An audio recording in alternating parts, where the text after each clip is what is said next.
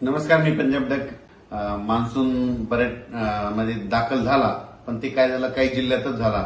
म्हणजे सांगली जिल्हा, सोलापूर जिल्हा, त्याच्यानंतर सातारा, कोल्हापूर ह्या पट्ट्यामध्ये इकडं बीडच्या काही भागापर्यंत आला.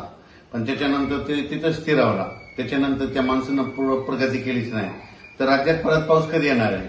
तर राज्यातल्या सर्व शेतकऱ्याला सांगू इच्छितो की आज आहे 11 जून 2026. 13 जूनच्या नंतर काय होईल, राज्यामध्ये आता हे जे आजपर्यंत जे थांबलेला पाऊस आहे ते 13 जून पासून परत राज्यामध्ये पावसाला थोडी सुरुवात होणार आहे. 13 जून नंतर जे पाऊस पडेल, 13ला पडेल, 14, 15, 16, 17, 18, 19 हे काय होईल, एक दिवस पडेल, पुन्हा दुसऱ्या दिवशी येणार नाही, तिसऱ्या दिवशी पडेल, चौथ्या दिवशी येणार नाही. म्हणजे 13ला येईल तर 14ला येणार नाही, 15ला येईल तर 16ला येणार नाही, 17ला येईल तर 18ला येणार नाही. असं करत करत काय होईल, या 18-19 तारखेपर्यंत हे पावसाचं वातावरण असंच राज्यभर विखुरलेलं स्वरूपाचं भाग बदलत पडत राहणार आहे. मग राज्यात मान्सूनचा पाऊस परत करीत दाखल होणार आणि शेतकऱ्याच्या पेरण्या कधी होणार? तर राज्यातल्या सर्व शेतकऱ्याला सांगू इच्छितो की मी पहिल्यापासूनच म्हटलं होतं की यावर्षी 3 टप्प्यामध्ये पेरण्या होणार. एक टप्पा राहील 7 ते 14 जूनचा. तर 7 ते 14 मध्ये काही भागामध्ये इकडं केजच्या पलीकडे तिकडं काही भागामध्ये जिथं जास्त पाऊस पडला तिकडे पेरण्या सुरू झाल्या, त्यांचे फोन देखील आले.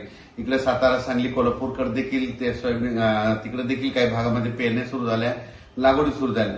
पण काय झालं त्याच्यानंतर महाराष्ट्रामध्ये की आपल्याकडं महाराष्ट्रामध्ये पाऊस सगळीकडे पोहोचत नाही.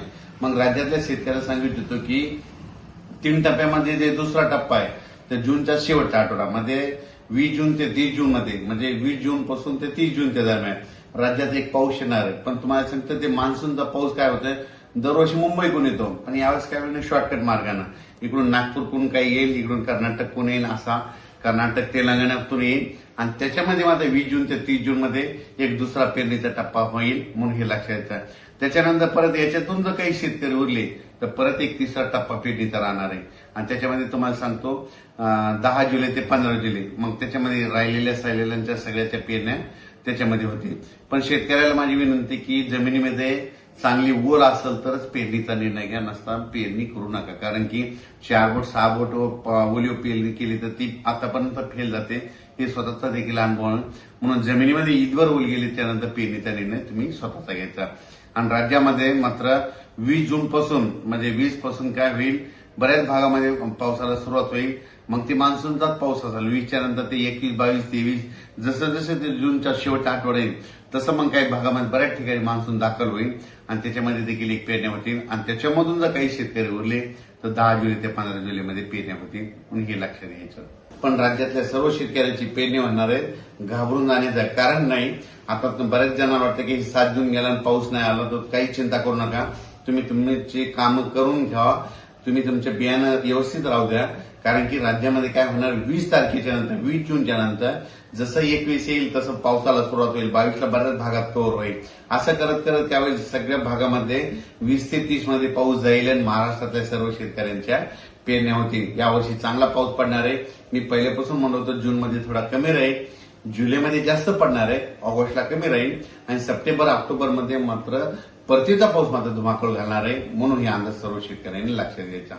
महाराष्ट्रातला जो दक्षिण भाग आहे तर त्या दक्षिण भागामधल्या, म्हणजे इकडे उदगीर, आसाम, तारकर्ली, इकडे पूर्णा कडला काही भाग, इकडे त्याच्यानंतर केज, अंबाजोगाई त्या परिसरात, इकडे मग सांगली, सातारा त्या परिसरात बऱ्याच ठिकाणी त्या पेरण्या झाल्या. पण आणखीन बऱ्याच पेरण्या जवळपास सगळ्याच शेतकऱ्याच्या राहिल्या. उगाच थोड्याफार प्रमाणात दक्षिण महाराष्ट्राकडे पाऊस थोडा दाखल झाला आणि त्याच्यानंतर मोसमी पाऊस थांबला.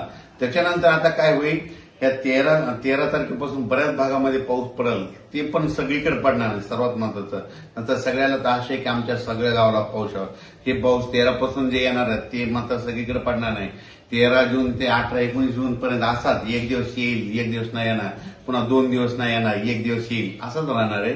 मग 20 जूनच्या नंतर मग परत महाराष्ट्रामध्ये चांगलं मोसमी पाऊस सक्रिय होईल आणि शेतकऱ्याच्या पेरण्या होतील. म्हणून हा अंदाज सर्व शेतकऱ्याला लक्षात, सगळ्यांच्याच पेरण्या होणार आहेत. दुष्काळ वगैरे काही पडणार नाही.